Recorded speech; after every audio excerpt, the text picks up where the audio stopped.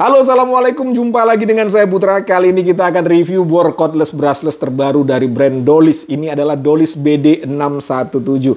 Akhirnya ya, setelah sekian lama mengeluarkan produk bor cordless, kali ini Dolis mengeluarkan bor cordless yang ada fitur hammer impact-nya. Ya, kita tahu sama-sama ya teman-teman ya, untuk bor cordless dari Dolis selama ini belum ada fitur hammer impact-nya. Nah, kali ini nih Dolis sudah mendengar kritikan dari kita. Dia akhirnya mengeluarkan yang ada fitur hammer impact-nya. Nah, bagaimana performanya? Apakah lebih ciamik dari yang kemarin? Jangan kemana-mana, kita unboxing dulu. Oke, untuk kemasan produknya dus biasa. Di sini ada dus bagian luar dan ada koper plastik pada bagian dalamnya. Lalu ini ada gambar produknya. Dan ini nih yang paling mantap dari Dolis ya. Garansi 2 tahun Dolis dengan syarat dan ketentuan yang berlaku pastinya ya.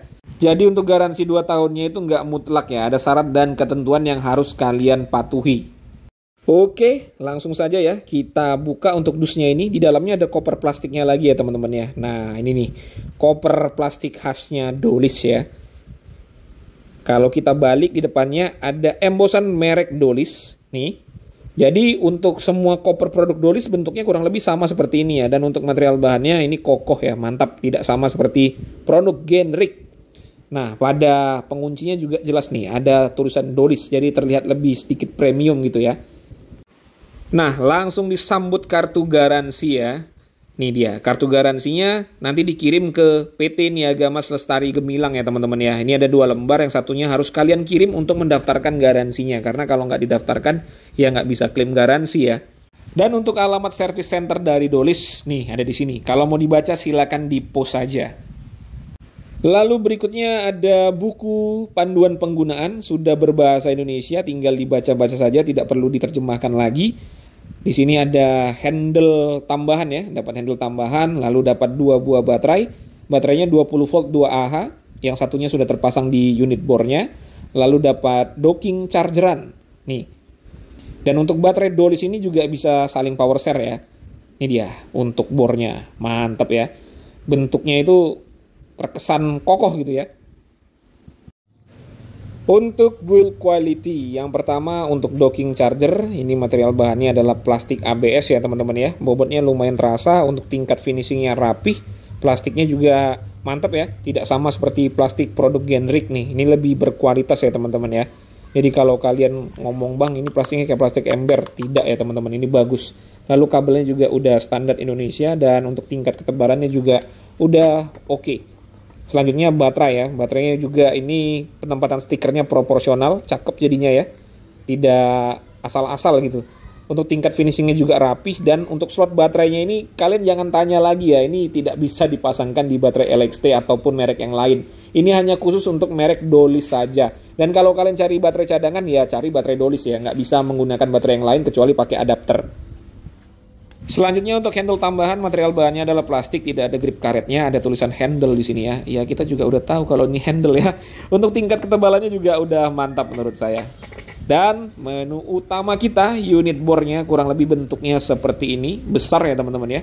Sangar bentuknya ini, warna hitam. Pikiran kalian jangan kemana-mana ya. Oke, untuk caknya ini plastik dan logam ya, perpaduan antara plastik dan logam. Ini ada logamnya, ada plastiknya juga. Lalu untuk torsi selektor, ini plastik jelas ya. Dan ini logam ya. Ada material logam di sini. Sepertinya gearbox untuk impact ya. Lalu untuk merek Dolis di sini embosan ya, bukan stiker, dan ada tulisan brushless motor pada bagian belakang bodinya ini.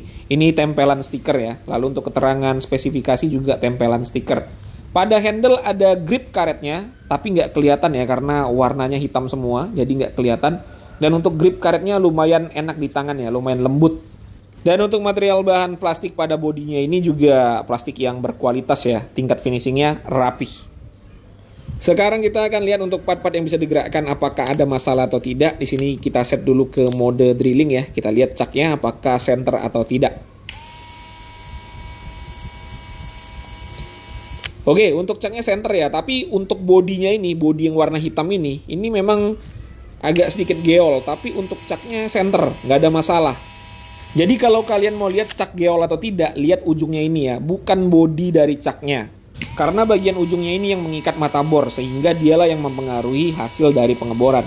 Jadi kalau kalian lihat bodi dari caknya itu geol, belum tentu hasil pengeboran yang ngawur. Kalau mau lebih yakin lagi, tinggal dipasang aja mata bornya yang agak sedikit lebih panjang ya. Kalian lihat apakah mata bornya geol atau tidak. Berikutnya untuk torsi selektor, kliki ya, enak, nggak ada masalah. Untuk mode selektor juga enak ya, nggak ada masalah juga. Lalu kita lihat apakah ada nyangkut atau tidak. Ya, smooth ya, nggak ada yang nyangkut-nyangkut. Mantap. Berikutnya forward and reverse, nggak ada masalah juga. Trigger.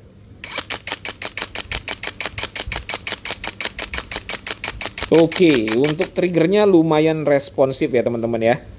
Overall untuk build quality mantap ya. Untuk fitur yang pertama, cak sudah penguncian satu tangan. Di kecepatan berapapun kita bisa mengunci dan juga melonggarkan caknya. Jadi nggak banci ya teman-teman ya.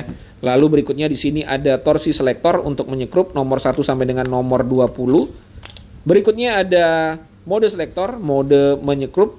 Lalu berikutnya mode mengebor biasa dan mode mengebor dengan fitur hammer impact. Ada handle tambahan di sini dan untuk handle tambahannya hanya bisa dipasangkan di sebelah kiri. Di sebelah kanan nggak ada untuk slot dratnya ya. Lalu ada dua percepatan, nomor 1 dan nomor 2 di sini.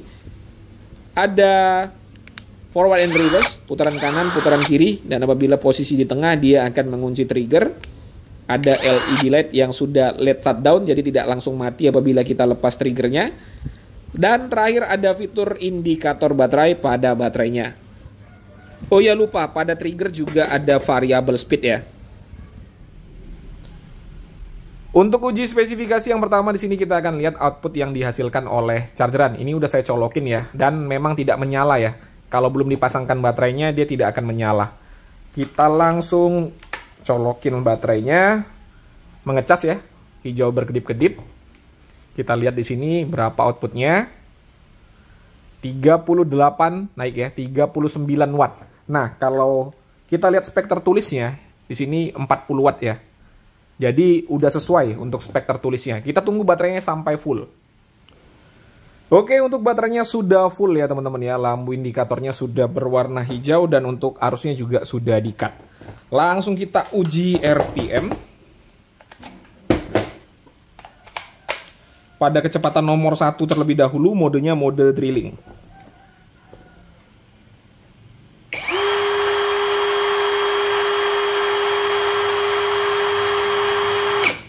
Di angka 507 RPM, kita ubah kecepatan nomor 2.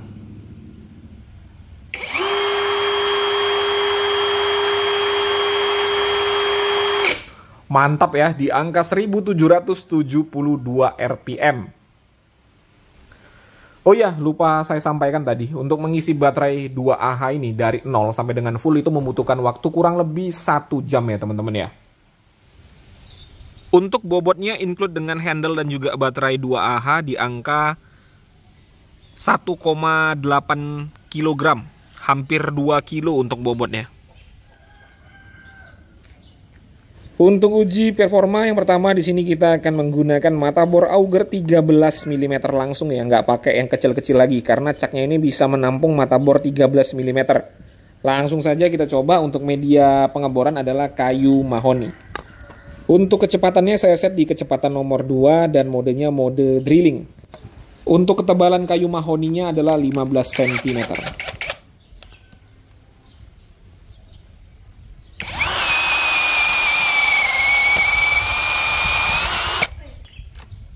Untuk mata bor auger 13 mm ringan sekali ya. Karena 13 mm terlalu ringan, kita naikkan bebannya. Di sini saya menggunakan mata bor auger 19 mm ya teman-teman ya. Untuk media pengeboran masih sama, kayu mahoni. Untuk kecepatannya kita set di kecepatan nomor 2, mode drilling. Nanti kalau nggak mampu kita akan ubah ke kecepatan nomor 1.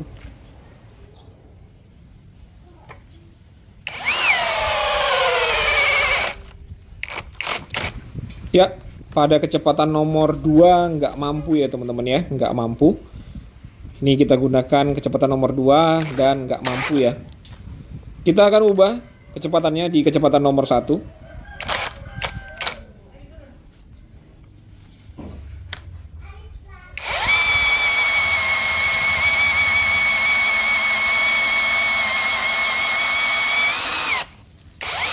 Oke, kecepatan nomor 1 langsung bisa.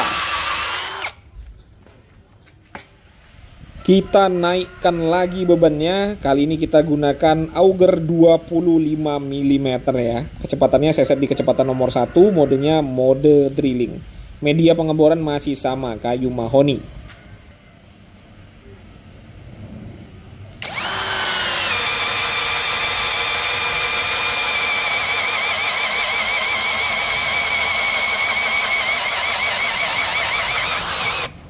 Oke, untuk torsi pada percepatan nomor 1-nya mantap ya teman-teman ya. Mata bor auger 25 mm sangat-sangat gampang. Selanjutnya kita akan mengebor besi dengan ketebalan 1 cm ya. Dan untuk mata bornya saya gunakan mata bor 7 mili. Nih, mata bor 7 mili yang HSS Plus. Untuk kecepatannya saya gunakan kecepatan nomor 2, modenya mode drilling. Untuk meminimalisir panas saya gunakan oli motor bekas ya.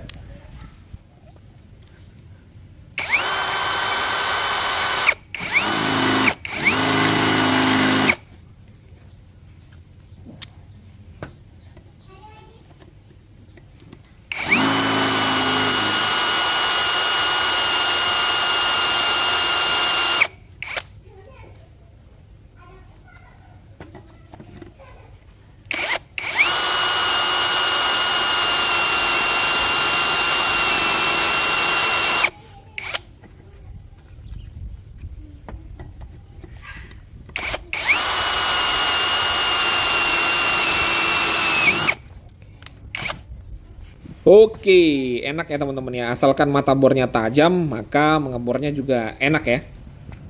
Pengujian berikutnya saya akan coba menyekrup menggunakan skrup self drilling seperti ini, yang biasa digunakan untuk baja ringan ya. Karena saya nggak ada media baja ringan di sini, saya akan gunakan plat siku besi dengan ketebalan kurang lebih 3 mili ya.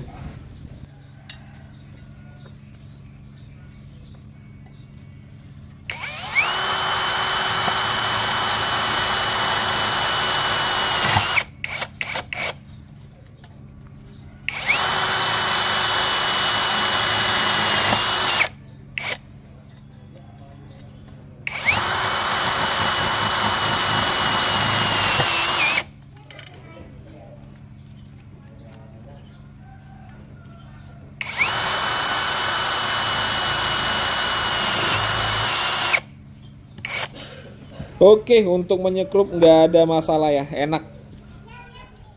Terakhir saya akan mengebor konblok beton. Ini konblok yang keras ya teman-teman ya, biasa dilindas-lindas mobil. Kita akan gunakan mata bor masonry 10 mm. Untuk kecepatannya kita gunakan kecepatan nomor 2, modenya mode hammer impact.